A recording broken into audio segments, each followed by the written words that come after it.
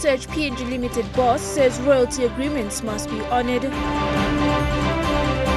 Students at UNRI resume classes after 3 weeks of boycotts. And the SP PNG Hunters return to a proud Papua New Guinea. This is National NTV News with Marilyn Diaukatam. Good evening and thanks for joining me for Monday's news. Students at the PNG University of Natural Resources and Environment have returned to classes this morning after 3 weeks of boycott. This follows a visit to UNRI by the Secretary for Higher Education, Research, Science and Technology, Father Yan Zuba. Father Yan told the students in a brief meeting last Thursday that the concerns have been brought to their attention and they must return to class. During the brief meeting last Thursday, Father Yan Zuba told the students that although their boycott is legit, but staying away from classes will come at a cost.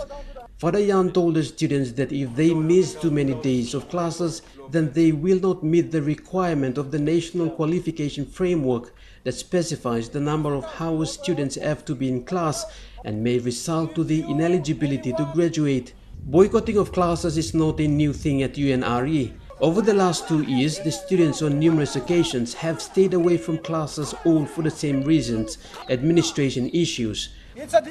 3 weeks ago, the students yet again boycotted classes after they refused to accept the reappointment of Dr. Samson Laup as the Pro-Vice Chancellor Academic and Masi Fuawe as the Registrar. The students petitioned the government to remove the 2 senior staff and dissolve the University Council. But last Thursday, the Secretary made their stand clear that any decision either to dissolve the University Council or not will come from the Higher Education Minister. The decision will be based on past administrative reports such as the independent audit of the university and previous letters from the students and the National Staff Association at the university. But for now, returning to class is the only answer given to the students by the Secretary during his visit. Edwin Fidelis, National NTV News, Kokopo. Managing Director of Oil Search Limited, Peter Botten, says the wealth distribution from the LNG projects isn't reaching the grassroots landowners and hopes Papua LNG will correct that mistake. Speaking at the NBC Press Club, he highlighted challenges facing of the oil and gas benefits going right down to the landowners. One of his recommendations was for the government to stick to the original agreement to allow landowners to have trust that royalty payments will be honored. Landowner engagement is the key to seeing oil and gas benefits reach landowner communities, says the Managing Director for Oil Search, Peter Botten. Project stability in both the oil and gas projects. Landowner direct involvement has resulted in minimal project disruption. Landowners receiving a cheque every month, as we do as a joint venture partner, has been critical in seeing stability in our oil business. And I hope in the short term that landowners in the LNG business will also be receiving equity payments. If something happens to the project and the project stops production, those cheques stop. And it's been a huge positive for our oil business to have landowners involved in a very direct way in our projects. Speaking at the NBC Press Club, Mr. Botten said the gases that have been found had a potential for the domestic market in terms of providing power. He also added that the Hela Power project came about when Oilset saw that it was unfair for the landowner where the gas was coming from did not provide the essential service. We're doing power in Hela. And I'll give you an example of that. We believe it's not sustainable for local landowners in the Hela area around the plant site in PNG not to have power.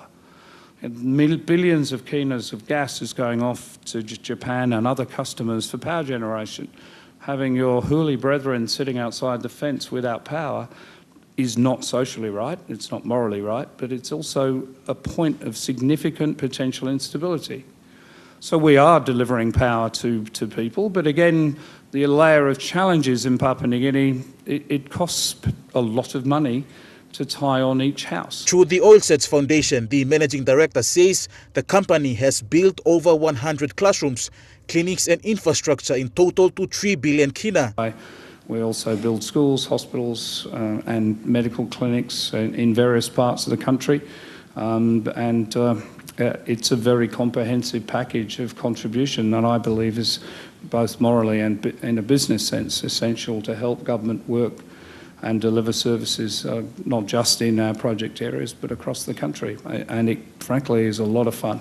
He believes the landowner's royalty payment process must be developed to at least have something to show for. People living in the area in 2009 will not be the same as in 2017.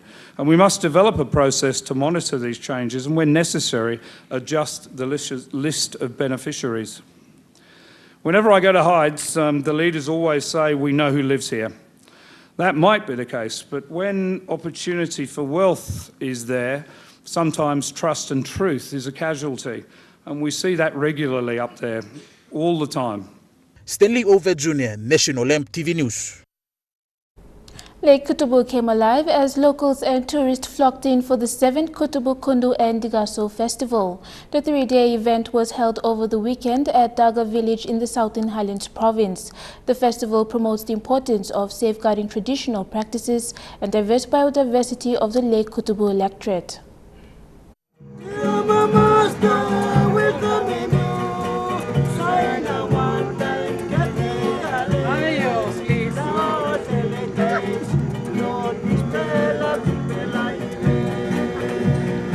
The annual Kutubu Kundu and Digaso Festival was held in Daga village along the banks of Lake Kutubu in the Southern Highlands province last Friday till Sunday.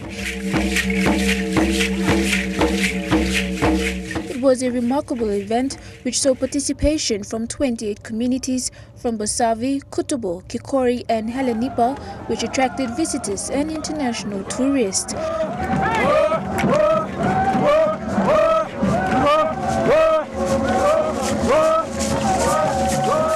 The festival celebrates the importance of the Lake Kutubu in shaping the lives of these local communities. Lake Kutubu lies in the heart of the Kikori Basin that is listed under the UNESCO World Heritage Site, which is home to unique biodiversity and significant landscape. Hosted by locals and supported by the WWF, it is the only cultural festival held in the province that aims to attract tourism investment for the province and country. Now you got almost 16 tourists in Ablokan staff on them Yumi. Big Plama Masigolo TPA, all kisim 5 Pla International, or 2 operators come now lo marketing slaso blo Yumi Golo International, tourism world market blo Yumi. Nam Big Pla achievement straight blo this la show, hard work blo committee with a Big Pla thank you through lo this la 7 Pla, all hard working all committees blo Yumi. You're with National MTV News. We'll have more stories making headlines when we come back. Stay tuned.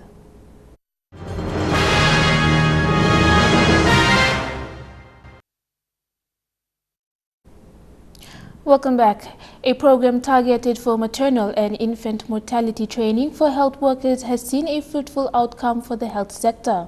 Around 2,000 health workers participated in the Reproductive Health Training Unit funded by the Australian Government in partnership with the Health Department and Oil Search Foundation under a public-private partnership.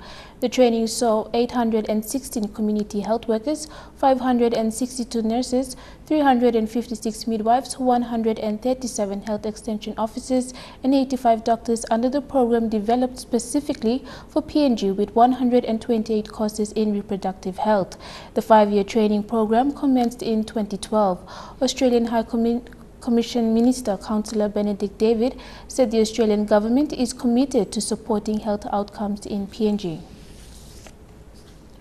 Local company Aku Holdings Limited is helping young Papua New Guineans gain experience and training in the field of hospitality and management. General Manager Kit Akane said the company is creating a pathway for Papua New Guineans and has plans to expand the program outside of Port Moresby. This follows a recent graduation of 10 students from the Kupiano Vocational School who was attached with the company's Aku Lodge for over 6 weeks. The 6 weeks training is an annual program that the local business provides to students in vocational schools in Port Moresby. However, this year the trainees were from Kupiano Vocational School. The students graduated with attainment certificates and references. something General Manager Kit Akane says will help them in the long run. The training involves basic management and hospitality trades. We took on 10 students and then we put them through different areas of our business units and over the 6 weeks. And we have organized a certificate for them, recognizing their contribution and what they have been doing, reference for them. Akana says as part of their commitment in helping the community, they are planning to expand the program outside of Port Moresby. We need to go a step further to take in some students from colleges like that, and Kupiano Vocational Training College is our first step this year. If it allows, then we will continue to search for other schools and other colleges outside of Port Moresby. The Aku Holdings Limited is a newcomer in the hotel business and was recently recognized by the Tourism Promotion Authority. Akane says there are unlimited opportunities in the hospitality business and that Papua New Guineans must learn to take advantage of. Stanley Ove Jr., National MTV News. Rice production in the country is on a course that will hopefully see less imports and more locally grown rice on store shelves. This is now being made possible through the Trukai Industries paddy-to-plate value chain, which has seen the company partnering with local rice farmers in growing the crop for commercial production.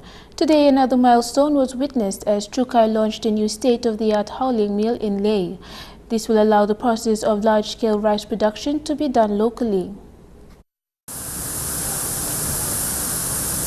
Commercial rice production in Papua New Guinea is on its way to becoming a reality. Today, the Trukai Industries launched their new state-of-the-art hulling mill in Leh.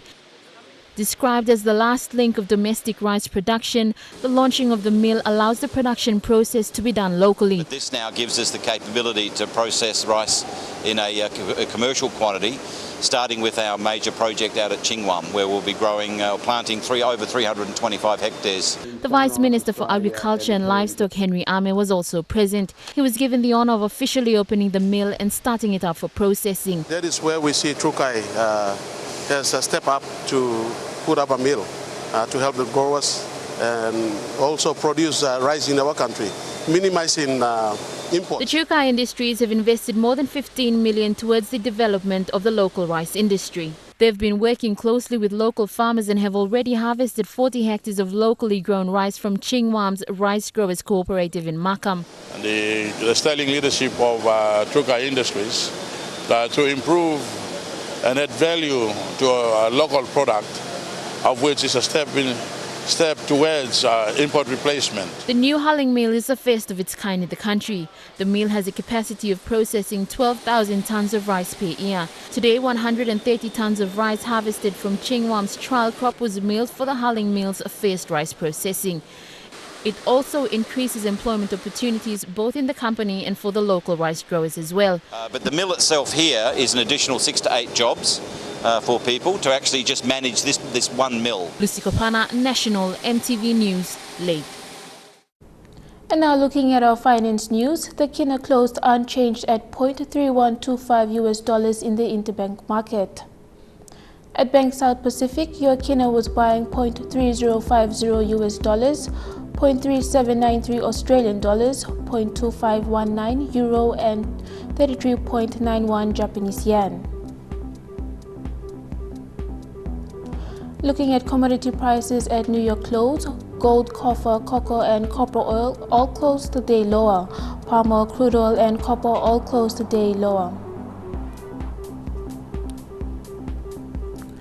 And on the stock market, the Dow Jones closed at 9.64 points lower, the ASX closed at 1.56 points higher, and the All Ordinaries closed at 1.13 points higher.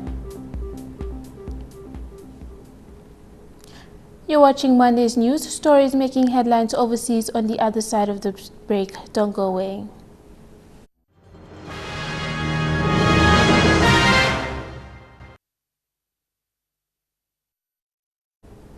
Welcome back, and now to stories making headlines overseas. German Chancellor Angela Merkel has won her fourth term in office after polls closed in the country's general election this morning, but it is the worst for the Conservative Party. Since she's been leader, with some claiming her decision to let nearly 900,000 refugees and migrants into the country since 2015. And for the first time since the Second World War, two nationalist parties have made it into parliament. Nazis out the chant, but the AfD is in. And so left-wing protesters took to Berlin's streets within minutes tonight. The AfD has won more seats and influence than anyone imagined, so there's shock in a country still shamed by its Nazi history. I'm pretty shocked. I'm really, really angry. Like, it's complete sadness and rage. Like, it's both in my heart right now. So what is it about what the AfD stands for that you most dislike? One of the highest guys from the AfD, and he said the Germans have to be proud what they did in the First and Second World War. And I mean, what did Germany do? Like, they slaughtered Jews and homosexuals, and I mean, this is nothing you can be proud of. Before this election, the AfD had no seats in Parliament. It was only formed 4 years ago by academics hostile to the euro and Germany supporting bailouts of countries like Greece. But the party has morphed, moving further right. This was a campaign ad, hostile to gay rights and to Islam. We want bikinis, not burqas, it says, and against the euro too.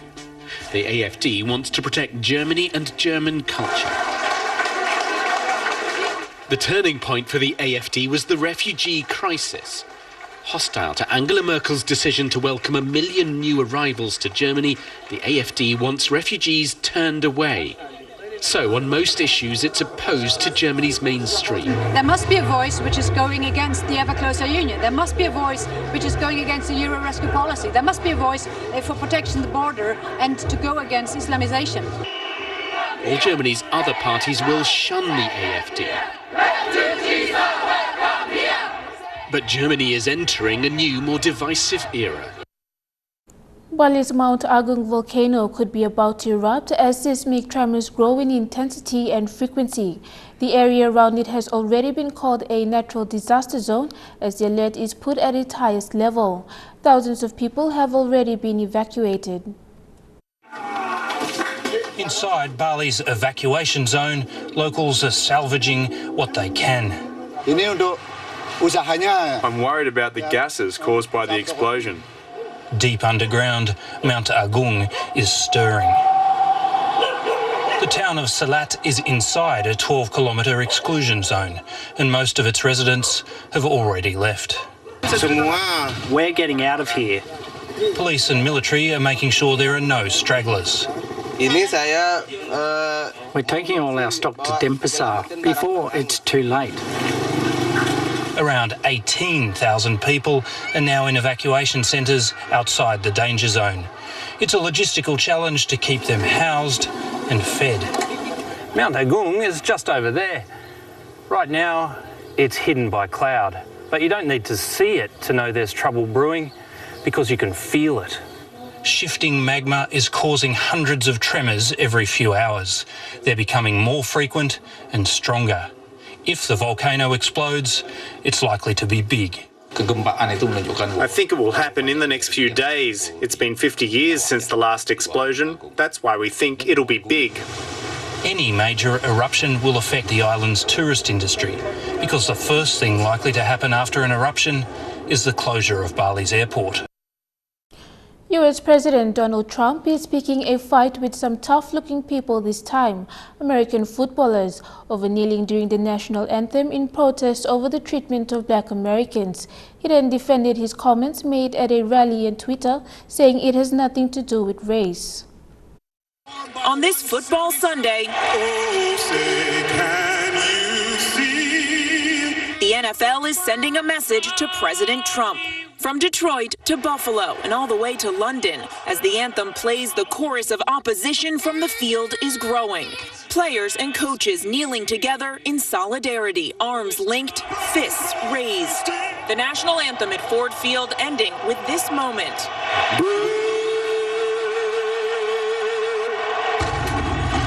The Patriots' Tom Brady shoulder to shoulder with his teammates. In Chicago, all but one of the Steelers declined to take the field. The lone player who stood, Alejandro Villanueva, a U.S. Army veteran.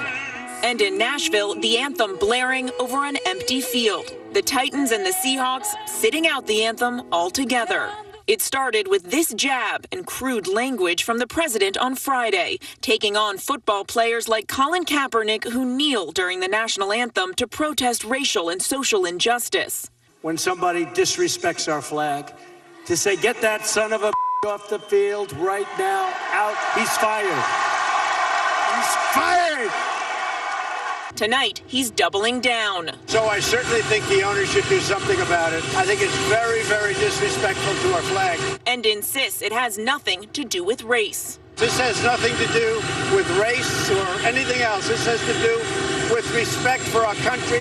On Twitter, a flurry of comments. The president saying if NFL fans refuse to go to games until players stop disrespecting our flag and country, you will see change take place fast. Fire or suspend. But the NFL is backing its players. In an unusually strong rebuke, the commissioner says divisive comments like these demonstrate an unfortunate lack of respect for the NFL, our great game, and all of our players. The Invictus Games for wounded or sick soldiers have opened in Toronto. Canadian Prime Minister Justin Trudeau, U.S. First Lady Melania Trump, and Prince Harry were all in attendance, but all eyes were on Harry's girlfriend, actress Meghan Markle. Hello Toronto, bonsoir Canada. A star-studded opening in Toronto last night to kick off the Invictus Games. Invictus is about the families and friends who faced the shock of learning that their loved ones have been injured or fallen ill. Now in its third year, the Games meant to inspire and recognize wounded warriors through the power of sport. I hope you're ready for some fierce competition. His girlfriend, actress Meghan Markle, was in the stands sitting far from Prince Harry because per royal protocol, they're not engaged. This is their first official appearance at an event where the prince is a royal patron. So her mere presence fueling rampant rumors that an engagement could be imminent. First Lady Melania Trump also in attendance, seated next to Prince Harry at the opening ceremony, marking the first royal engagement with the Trump administration. But today the focus is all on the mighty warriors and supporting these athletes on and off the court. This week, 550 athletes from 17 countries competing in 12 adaptive sports. Trukai Sports is up next. We have stories dominated by the PNG Hunters grand final win at Suncorp Stadium yesterday and all the excitement when the team returned today here in Port Moresby. Stay tuned.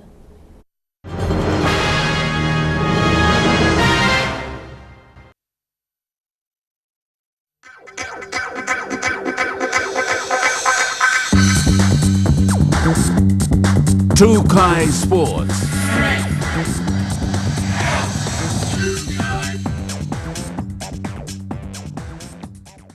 Welcome to Trukai Sports.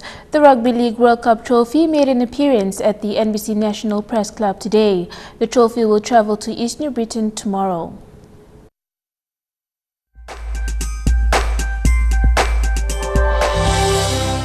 The Paul Berrier Trophy was at the NBC National Press Club with Oil Search Managing Director Peter Borton. The trophy was taken to the press club where people had the opportunity to take photos with the cup. Oil Search Managing Director Peter Borton was at the press club today to talk about the work Oil Search has done over the years. Many have embraced the trophy as it continues its PNG tour.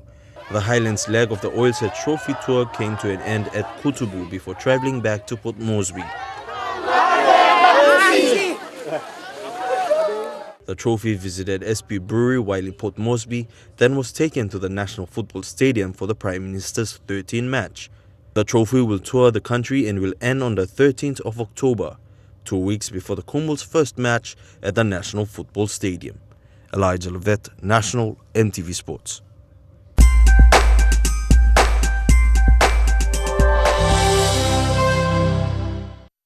Sunshine Coast Falcons in the Queensland Intrust Super Cup Grand Final yesterday brought the whole country to a standstill after a golden try by Willie Minogue to give Hunters' first Grand Final win. This was the try fans had been waiting for to the very end, just a minute before the full-time siren. For those who watched around the country and those who witnessed the event live, it was a historic moment for Papua New Guinea.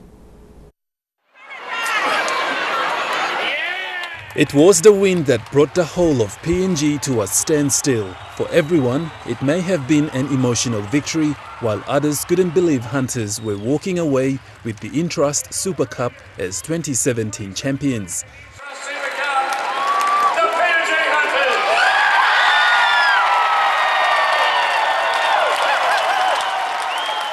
Despite a slow start in the first half, Sunshine Coast Falcons took advantage as they used their super speed forwards to break through the Hunters' territory to score their first try within the first 3 minutes. Hunters, while getting familiar with the new turf, managed to keep the Falcons at 10 points after 2 tries and a successful conversion. Proving their worth in the game, Hunters were not willing to give up as they began to strike the weak points of the Falcons. At half-time whistle, it was Hunters 0, Falcons 10. In the second half, supporters were not willing to give up hope on the Hunters, but instead cheered the Hunters all the way through. It was an off-field connection between the Hunters and their supporters who believed in the Hunters that saw Watts and Boas give the fans what they needed, a try and a successful conversion, bringing the score to Hunters 6, Falcons 10. The remainder of the second half came with great speed, power and agility as both teams battled real hard. Approaching full-time on the clock, Hunters stood tall as warriors as they improved their ball handling and kicking skills. With time winding down to less than 3 minutes before full-time, Hunters made an unbelievable move that saw the supporters stand tiptoes as Ase Boas managed to set a try for Willie Minogue to score a try that kept the whole Suncorp Stadium vocal as Hunters came out victorious with 12 points win to Falcons 10 at full-time. While many around the world have looked at PNG as the underdogs, it's time this perception of the people is settled once and for all. PNG can be a leading nation both in sports and global events. As 2017 champions of the Intrust Super Cup, Hunters will play in the curtain raiser match against the Eels, in the NRL Grand Final against the North Queensland Cowboys and the Melbourne Storms. Godwin Eki, National NTV Sports. Hunters supporters who remained after the match stayed in the stadium to get photos with the players and the Intrust Cup trophy. For some, the feeling and excitement was mutual, a victory they described as history in the making.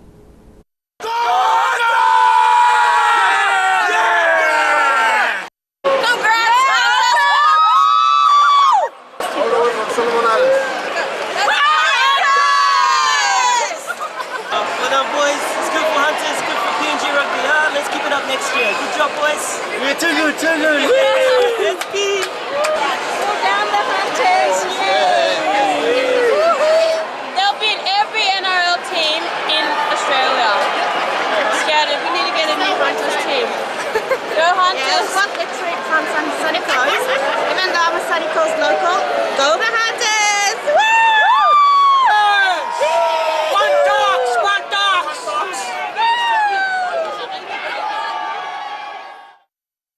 The PNG Hunters returned with the Queensland Intrust Super Cup today. They were greeted by a huge crowd outside the Jackson's International Airport.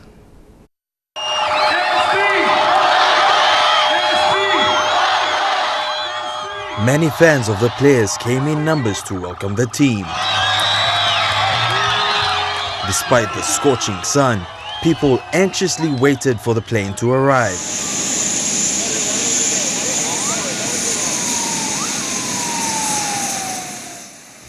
The Air Niugini flight PX004 landed at the Jackson's International Airport at 1:50 p.m, followed by a washdown of the plane. After customs clearance, the team was led out to the ceremonial park by Captain Ase Boas and Vice Captain Wellington Albert with the trophy held high.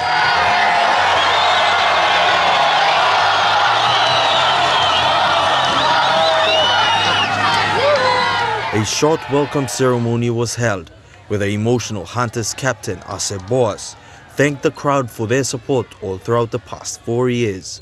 People think that we will go more than that, but we just make it within 4 years. Because we support people over so in the effort, we blood so little boys here, but the effort where you put him through, sing out, we bless a film was 8 million people, we bless a car every time we run into a field, then we bless a play home and away. Super coach Michael Marum also thanked the crowd, adding, the victory wasn't only for the team, but for the whole of Papua New Guinea. The looking me plug come down there and supporting me plan long, waiting me plan long. Welcoming me come back long after the game yesterday. I think me no got plenty to talk me lot of thank you long support me plan throughout the past 3 years and also this year mainly. One time without your support and me plan not go this far. So this la win yesterday in our team that's all in block country and blue me NCD Governor Paus Pakop was overwhelmed by the support shown from the people of Port Moresby. In the face of defeat too, we snatch victory from the jaws of defeat. We can do it in any way, anything, whatever challenge, and that's the lesson we must learn. Papua New Guinea, we can do it. Prime Minister and Sports Minister Peter O'Neill said this is another milestone for PNG Rugby League.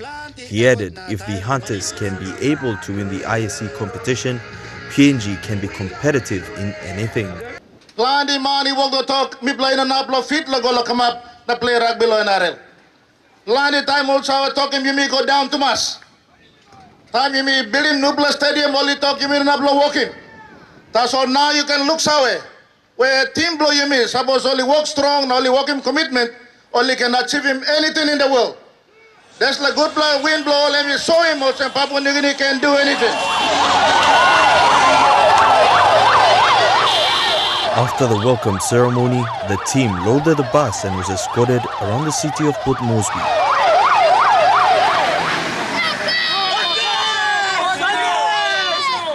Elijah Levet, National NTV Sports. You're watching Trukai Sports. We've got basketball, athletics, and the final day of Team PNG's performances in Ashgabat, Turkmenistan. Don't go away.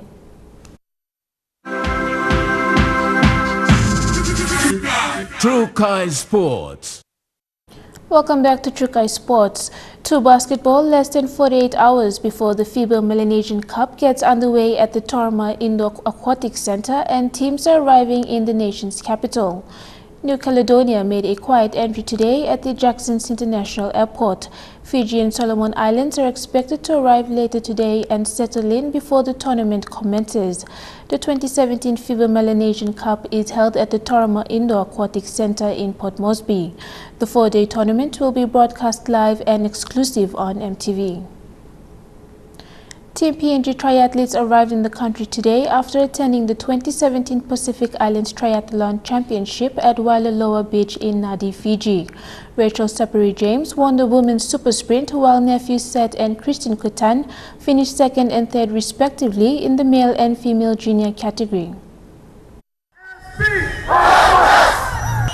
With the SP Hunters stealing all the attention at the Jackson's International Airport, the PNG triathletes made a quiet entry into the country after a successful stint at the Pacific Islands Triathlon Championship. We had male and female triathletes in each of the age groups in the super sprint race category and in the sprint open category. And we have some champions standing before you. Majority of the team members made their debut at the tournament but performed exceptionally well. Looking out third in the super sprint junior females. Myself, senior female champion for the sprint distance, and P1 Kutan got third in the sprint distance. The team concluded the campaign on a high note despite going up against stiff competition from other Pacific islands. Time to experience racing at the regional level and to experience this competition, and they did really well. Like for first time to go and race in an international competition, it was a great experience for them to learn where everyone else is in the region and what they need to do to work on their weaknesses. However, Team PNG stole the show on the second day of the competition. Cycling championships on Sunday, so there was an 18-kilometre time trial and our guys cleaned up. So junior males got first, second and third in the 18-kilometre time trial, and it was a really tough course. Majority of the team flew back to Caving today with much to show for the competition. Myself again taking a first female open champion for the cycling event. So we did pretty well. We did really good this year. The full update on Team PNG's participation at the 2017 Pacific Islands Triathlon Championship will be shown on Sportsin tonight at 8 p.m. Shane Soroya, National MTV Sports. Today marked the final day of competition at the Asian Indoor and Martial Arts Games in Ashgabat, Turkmenistan. Jeremy Mogi brings us the latest. Papua New Guinea's performances at the Asian Indoor and Martial Arts Games have been nothing short of an amazing experience for both the swimming and weightlifting events that the nation took part in. Now, today's final events had Ashley Sito and Ryan Masculine take part in the 100-meter medley and Leonard Kalate in the 100 fly. We caught up with them as they spoke about their results and their experiences. Mixed results in the pool over the past couple of days. The competition here very, very stiff. Yeah, it's really good. Difficult to make the finals, but I've been happy with my results. Done some PBs, so yeah. Yeah, I heard, over to you, Leonard, that personal bests were the target heading into this competition. Yeah, so far so good, all PBs, and I'm happy about it. Yeah. You might have to say a little bit more than that. Yeah, I mean, the competition's tough, which is pushing me to beat my PBs from previous years. Yeah, I'm loving it so far. And Ashley, over to you. Different question. Away from the pool, carrying the flag for Papua New Guinea, in fact, there were a lot of people that pressed like on that photograph. Thank you for everyone back home. Yeah, it gives me goosebumps now just thinking about it. It was a tremendous privilege to be able to carry the flag, especially with all these athletes like these two boys. They've done well for PNG and all the weightlifters. For me to be picked was amazing experience. Now, all in all, Asian competition has proven to be a very difficult prospect for our PNG athletes, but it can be safe to say that their performances have set up a good foundation in our preparations for future success for the country. Jeremy Mogi, NTV Sports, Turkmenistan. That's a wrap on Chukai Sports. I'll be back shortly with your weather details for the next 24 hours. Chukai Sports.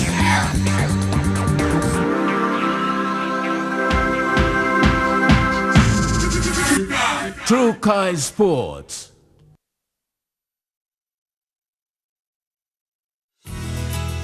The weather details are proudly brought to you by Dulux Weather Shield, worth doing with Dulux.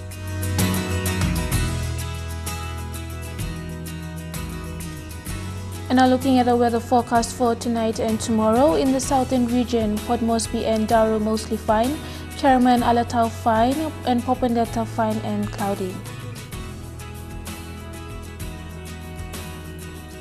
In the Mamasa region, Leh mostly fine, Medang fine, and Wewak, Vanimore cloudy showers.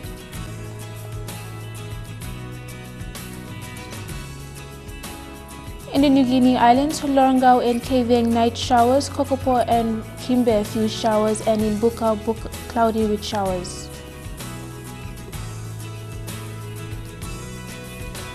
And in the Highlands region, all centers mostly fine.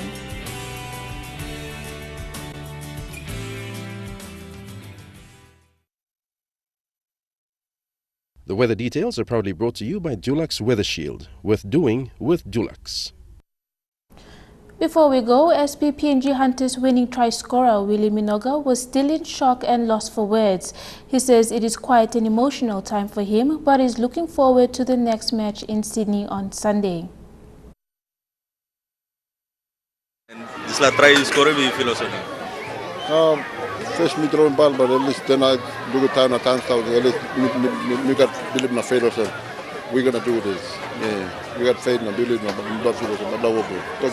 just defense, so just score on defense. Now completely set them down. That's all. Everyone went into tears, man. Everyone been crying. Even like we still got almost 2 minutes or 1 minute stuff, but we got that cry finish like we just finished set straight. Everything just. The try coming from nowhere, Mana put it try, so yeah, that's how much straight looks like. Looking forward to this weekend's game. Yeah, we got a big game this weekend, so we're going down on Friday. No? I think tomorrow we go back, train can and look forward to weekend game can. That's the way it is this Monday, the 25th of September 2017. From the news team, I'm Merlin Diakotama. Pleasant viewing. Good night.